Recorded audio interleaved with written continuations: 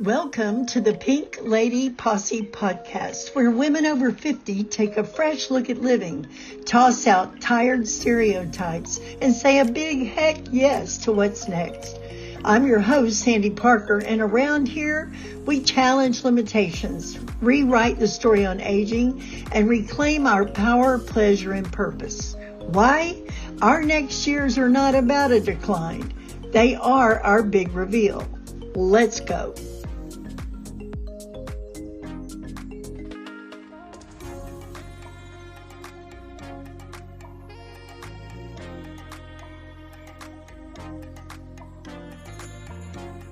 So happy to introduce you to Sarah Lange. Sarah and I were introduced by a friend we have in common with Revolutionary Communities, which ought to tell you something right from the start. And when we met the first time, we were like kindred spirits of the most magnanimous degree. And then, I moved and she was busy, and so we're back. So, Sarah, welcome, welcome. Thank you, Sandy. I'm delighted to be here. And it's so nice to reconnect with you after the time that's elapsed. I think it's been about 6 months. And it was funny this morning. I was thinking, well, what shall we talk about? And I'm like, all we can do is just be ourselves, and that's a message. And we Hmm. were just talking about how I used to feel like a bull in a china shop. And you were saying that you were raised by a Southern woman as well. Yes. So, what are you supposed to do as a nice woman? Well, you're supposed to be nice. Okay. You're supposed to be polite. You're supposed to put everybody else before you. You're supposed to accommodate everybody else's needs. You're sure as heck not supposed to have opinions, thoughts, be feisty, be independent. So, my poor mother, I gave her a run for her money. Now, what's interesting is there are still people. I use this analogy of if I were to inherit a Victorian house, I would update the carpet and change out the sofa. But why we inherit these beliefs and hold on to them like they're sacred when they're a couch that needs to go? Yeah. Needs to be torched on the front lawn I is what mean, that needs. out of Yeah. here.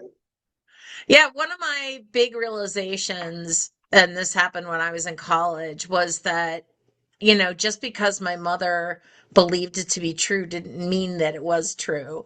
So, she had a very particular idea of what a girl was supposed to be, and I did not meet any of those criteria.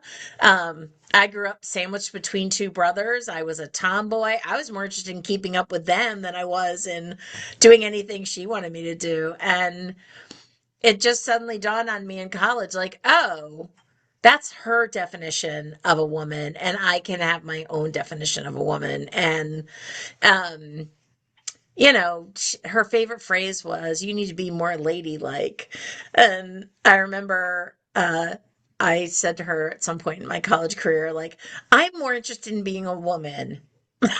Woo! Okay. Well, I was telling you Yeah. that I've often felt like a bull in a china shop. That's what my Yeah. mother would say. You're like a bull in a china shop. But you know what? As you live through life, and I know this experience to be true for you, you come into a moment where you go, I'm a badass. Like, I remember my first $1 million contract. I think it was with Vogue magazine or Southern. And I thought, but bam, look at me go. Yeah. And I remember thinking, I'm not small at all. I don't Yeah. even know if I can go back in the container. Why would you want to? But you Yes. kind of run into your own limitations of your own expectations of yourself. So, Hmm. what's an experience where you said, "Holy cow, look what I did"? And now I Yeah. know it's over $100 million or something, but it couldn't be the first one. So, the time when Yeah. you went, "Holy cow." I think one of those moments for me, and this goes back to kind of like breaking like expectations and family binds and things. I suddenly realized I was making more than my father had as a corporate lawyer. And yeah. that my company revenue was double what he was making as a corporate lawyer. And I always thought he was like at the top of his game and earning so much money. Not to take away from him, he was a brilliant corporate lawyer and, went before the EPA and just had a brilliant career. But I realized I had this construct in my head that I wasn't allowed to make more money than he was. And it was only after I broke that barrier. And I didn't even know I'd broken it, but when I found out that I had, I was like, damn, look at me. I'm making more than a corporate lawyer. So that was a real boon for me. And also just comparing myself to other people who do what I do and realizing that I was raising 2 to 3 times more than they had at the same point in their career. So I realized I had something special. And so it's really when I got out of my own bubble and Okay. started looking at some data that I realized just what a badass I Okay. am. So, but to what do you attribute the 2x, 3x results? Oh, I will just say because I don't just accept what's handed to me. Mhm. So I have always been endlessly curious and I'm also an innovator. So I'm always looking at how can we do more? How can we do better? And I started to realize that the approaches that most people had taught me were something that I considered old school. Mhm. And so I started innovating and looking at things like donor psychology. Well, if you want to get money out of donors, you better understand their psychology, right? So I went off to Scotland and studied with the founders of the field for 5 days because I was like, all right, now I can teach these techniques to my clients who are talking to their donors so we can unleash more money or I can integrate it into the materials we're creating. So I've studied message marketing, donor psychology, neuro linguistic programming. Why? Because most of our decision making is subconscious.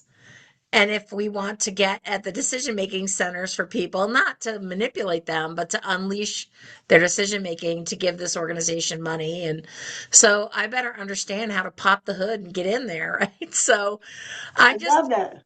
yeah, I'm just always curious about how can we do better? How can we do more? Is this really working in terms of the results? And most of the time I'm like, nope, it's not. So I have to go off and, get out my Tinker Toys and build a new thing. Well, just for context, you're in the nonprofit world.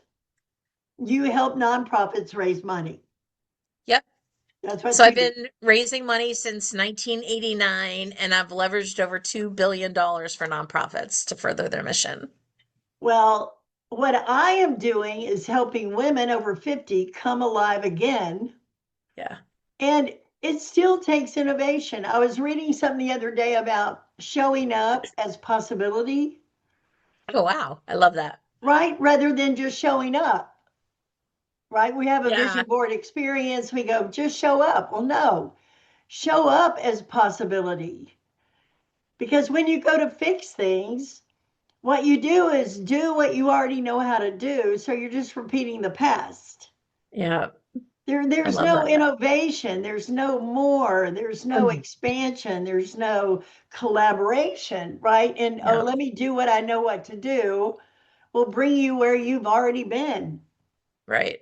So what I'm trying to do with women is change the way they think about aging, that it's not a slow decline where you just eliminate all the good stuff and finally that's the end. You could have a grand reveal. And I love the word you used earlier, unapologetic. Yeah. Yeah. I Wonderful. have no reason, even if somebody doesn't agree with who I am and the way I am, that's not about me. Like, I know I'm an extraordinarily good person. I know that I have an extraordinarily high level of integrity and care and compassion. I treat other people with respect and dignity. And so I know who I am. So if somebody doesn't like me or doesn't agree with me, okay, that's completely your right. You get to be a human being with your own opinions and thoughts. And as long as you're not trying to like shove them down my throat, we're fine. Well, I you used know? to do this thing. I used to manage a global market for a translation company. And I every Friday I had Big Think Friday, where if I thought someone who was a little out of reach for me, like, oh, they're way too, I would send them, requests. Could I have a 10-minute conversation? I'm on Big Think Friday and you're in my world. I And love that. so many times they would honor my bold request because first of all, Yeah. they haven't had that request ever, and then we would Yeah. come across different things and they could bring a seed of thought to what I already had that just would make it so they go, why don't you do this? And I'm like, yeah, why don't I do that? But that whole notion of being bigger, being more, I think I was using the words, I'm too big, I'm too loud, I'm too out there, I'm not like the common cup of tea. Yeah. And I'm not everybody's cup of tea, and they're not my cup of tea sometimes. So it's okay. There's lots of different types of tea in the world, you know? Well, I know. Yeah. Yeah. I one of the things we were talking about earlier is um how you and I are both like bold and feisty and independent, and um I just want to let people know I didn't start out that way. I used to be a complete people pleaser. I was worried about what other people thought of me and like dimmed my light. And a lot of people meet me now and they're like, "You're lying." I'm like, "Oh no, that was a whole lifetime ago. Thank God." But it How doesn't did mean that that happen? um lots of therapy, with good counselors. Um I went to through some coaching programs. I tried different healing modalities, went on retreats and stuff. So it took time for me to kind of unpack what I had inherited from my parents in terms of the legacy. And I just want to tell people like, you could be the shyest, like, person with the lowest self-esteem on the planet, and it doesn't mean that you can't step out into a space where you are bold and brave and outrageous. It just, like, good God, I used to be a doormat. Like, people would be like, "Oh, could you do this?" I'm like, "Yeah, okay." Even if it cost me at a cellular level, I was such a people pleaser that I turned myself into a doormat. And I remember the first time I actually said no, like just came straight out and said no and refused a request. I was 20 years old. I had already yesed myself right into a corner and was going to be up all night fulfilling requests and taking care of the obligations that I Mm. had made. And somebody else came along and said, "Oh, can you do X, Y, and Z?" They actually wanted me to write an article for the college newspaper. I just looked at them and I said, "Yeah, that's not something I can do." Now, I thought that the earth was going to split open. I was going to be struck by lightning, that floods and tornadoes. Like, I was expecting like this huge response. She was like, "Okay." I was like, "Wait, what?" I thought she was gonna yell at me and scream at me and hate me. And she was just like, "Okay, well, maybe in a couple weeks." I'm like, "Maybe in a couple weeks." The earth didn't stop spinning. I was not smoked down by lightning. And that was like, oh, I said no and I'm not dead. Well, Imagine that. I love that you brought up therapy Mm. because I think we all go through times where we need support, Oh, yeah, for sure. Quick right? question. Have you noticed how easy it is to drift through this season of life? Not unhappy, just slightly checked out. Yeah, that. At Think Pink, we don't fix women. We help them come alive again. Honest conversation. Easy occasions for discovery. No duct taping a smile over burnout. No reinvent your entire life by Tuesday. Just people who care and gentle nudges that help you feel like yourself again. I mean, the truth is, you can't be your best self by yourself. If that sentence made something in you nod, we made a free Think Pink starter gift just for you. Come take a look. No fixing, just connection. Go to pinkladyposse.com and click on Think Pink. Stay awake to your own life and not alone. And I have this pink theory with P is pause, I is identify the curve you're looking at, right?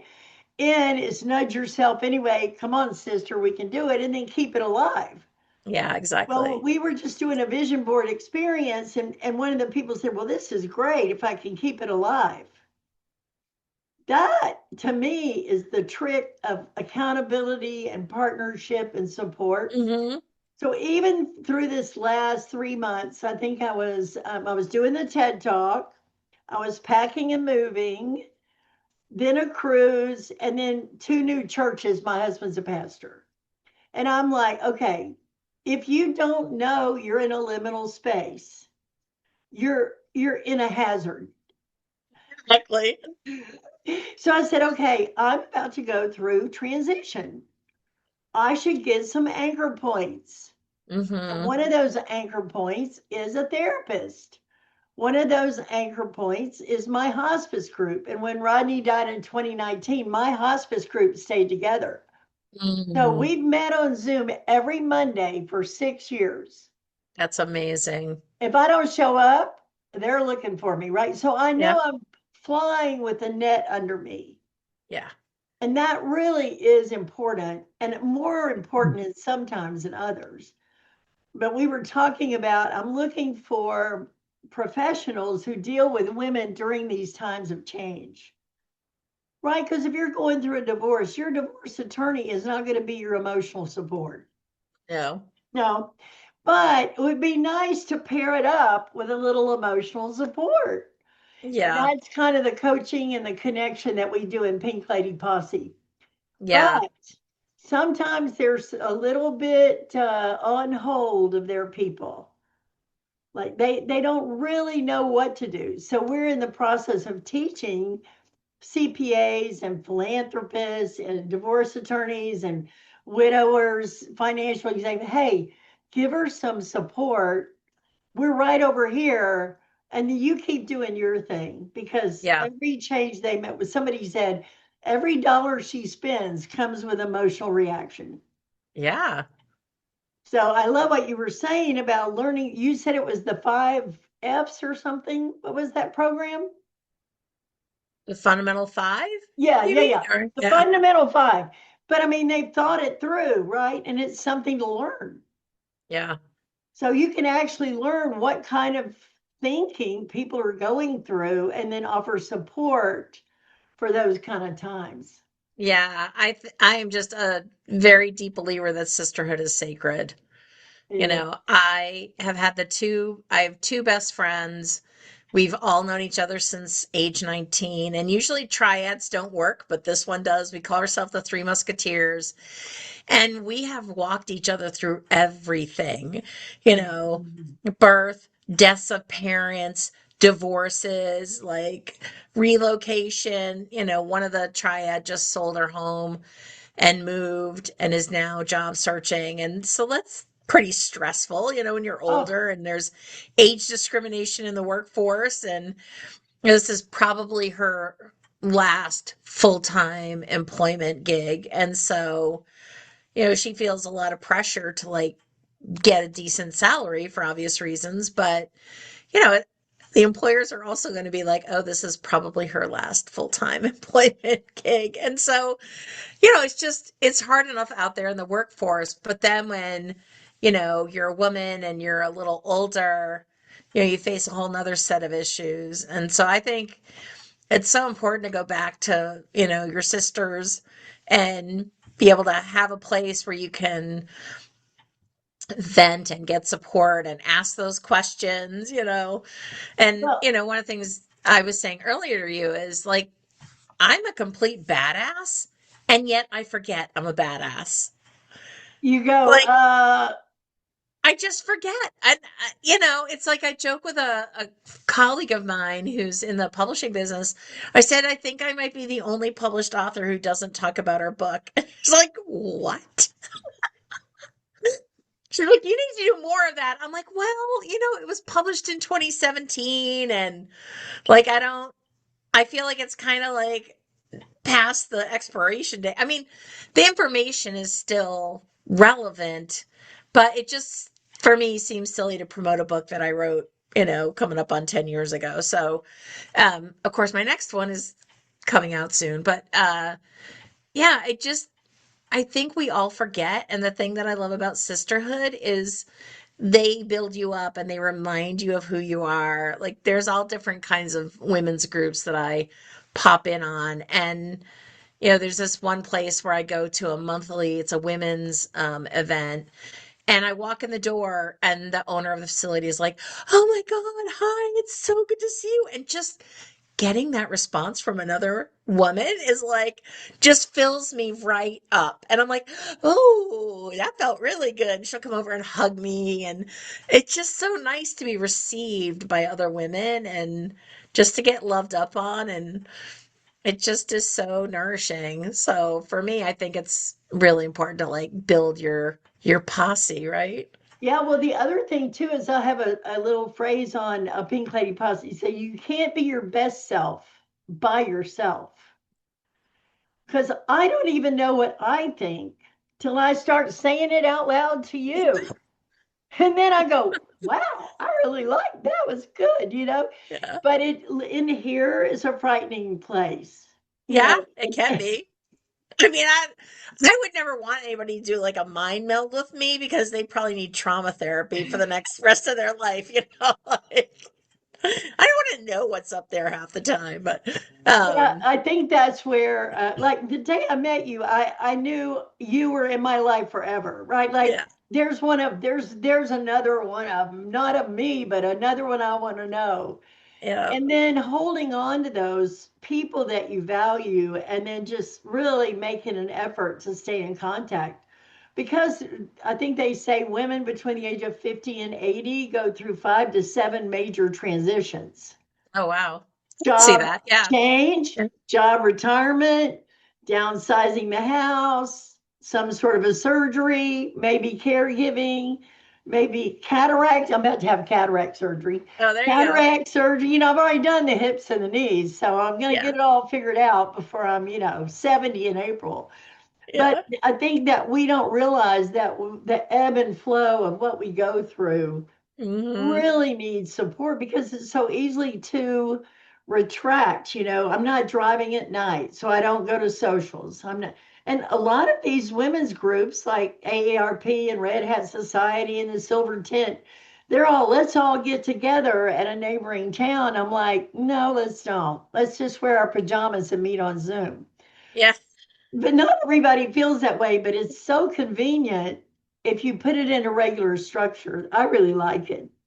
Yeah, I agree. I think connecting with other women on a regular basis is critical for our well-being. And I think the other piece is I I just see so many times that society expects us to just bear these burdens alone, and I don't think people understand what we're going through and how much energy it just takes from us. Like it's not easy to sell your house and relocate and downsize. Especially if you've been like I've been in this house since 1999. I don't want to think about like packing things up and moving. Let me tell you, you don't want to do No, that. I've I done it don't. twice. So 3 years ago, my family home in Austin, I cleared it out, I rented it out, and I moved to a small town to marry my husband. Yeah. We were there 3 years, and now we're moving to another small town. And I'm like, my Yeah. identity has to be intact. Or when I go from there to there to there, I get to where I don't even know myself anymore, Yeah. Yeah. unless I'm really clear about where I stand and what matters to me. But Exactly. Because, and also, then you need to find those other women to hold the mirror up for you. absolutely, absolutely. So we're going to wind up here in a second, but I want to give you the chance to say, if you were going to sprinkle magic dust on any woman that hears this and she heard you say it, like, what would it be? Mm. So it can be scary, but do it anyway. It can be scary, but do it anyway. Yep. A lot of the stuff that I have done in my life, I have done while shaking in my boots. Well, I'm a coach and I've been a coach for a long time. And in one program, they had to have certain results in a certain period of time. And, that requires bold asking, right? Yes. Is that 100%. is that a yes from you? Right? You had to practice. Is that a yes? Instead of so this one little girl, I'll never not she's probably 25, but she's a beautiful model. And she goes, I can't do it. I said, oh yes, you can do it and you will do it, but let's do some practice. So I put her in the car and I drove through the Starbucks. I said, okay, now what we're going to do is practice being unreasonable. And so I what love you're it. going to you're going to ask the person, I'd like a caramel macchiato, half in one cup and half in the other cup, and just don't speak. And I mean, literally, she was shaking in her shoes. Yeah. I'm like, that guy doesn't care. And so she did it. And we got to the window and I said, are you wondering why we ask you? And he goes, I don't care. And I'm like, she was just like, oh my God, if this is what I have to do, I'm never going to make it. And she did make it. But you have to go through that. The world didn't fall apart. Right. And what seemed slightly unreasonable Yeah. didn't alter anything for anybody else. But if you're not Yep. used to it, it takes practice. So one of our Yep. cinder blocks in our program is practicing being unreasonable. Because I remember the first time somebody said, oh, you need them to pay you. I was like, what do I do? You say, may I have your credit card? Or would you like to pay cash? And I mean, I remember when I said that, like, Right. you put I that know. anxiety in it, it creates this really horrible, Yeah. but Well, one of the things that I like to do to cement these moments mhm. is that when I do something that I didn't think I could do, I like to make sure that I celebrate myself because that, How do you? well, it depends on where I am. So, for example, a couple years ago, I hiked to the bottom of the Grand Canyon and back, and we did it all in one day. Most people hike down, sleep over. Nope. The group that I was with, we were just going down and out. And that's a lot. It's like a very steep switchback trail. And I just said to myself, I'm just going to show up and listen to my body and do what I can do. And I kept checking in with my body, and my body was like, yeah, we can keep going. So I just took my time. I was like the pokey puppy of the group. No one cared because I was like, oh, they're all going to be judging me. We got to the top and we all let out like this collective wahoo! Like we all screamed at the top of our lungs and we were joking around, like beating our chest. But then we started hugging each other and saying, congratulations, good for you. I'm so proud of you. And just that feeling of completion and celebration. So if I'm by myself, maybe I'll like light a candle and kind of just take a quiet moment to think about like, how do I feel before I did this? And now how do I feel? And what does this make possible? It's like you said, show up in possibility, right? So I always just take that moment to like anchor it in and then ask, what does this make possible? Because Oh, you've just expanded, right? So you expanded. want And to you hold feel the the expansion expansion. when it's going on, right? Exactly.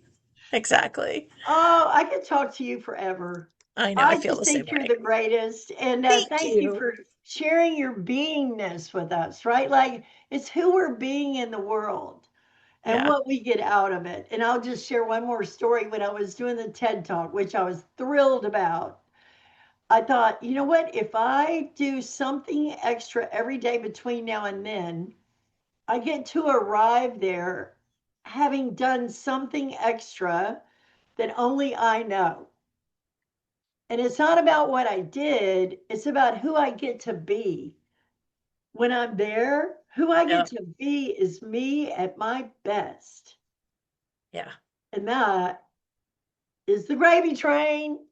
I know, but it's also such a gift to the world that you're willing to do that and show up that way, right? So not only are you giving the gift of yourself, but you're also giving the gift of showing others how that's done. I know. Well, and it was really beautiful because all my daughters came. Oh, I love that. And so they're sitting there, and I'm being a witness for what my mouth has been talking about, right? In fact, out of all the TED Talks globally, only 5% are women over the age of 65.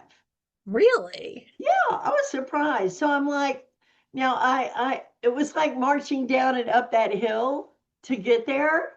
And I was so nervous, but you know what? I did it. I completed it. I celebrated, and I'm different now because of it. Of course you are, And it was right? fabulous. Of course it was. So thank you for joining me. And I'm going to give you the opportunity to have a link in our show notes so that people can listen to your podcast. But I just want to say, I think you're the mom diggity. Aw, thank you. I feel the same way about you, and I really appreciate you having me on your show. Hey, it's so good to connect. Take care. All right. Bye. Mwah. Bye. Mwah. Thanks for tuning in to Pink Lady Posse Podcast, where women go from what now to what's next. Come join us at pinkladyposse.com, where we share community, resources, and tools to support your next beautiful chapter. With love, light, and a little lipstick. See you next time.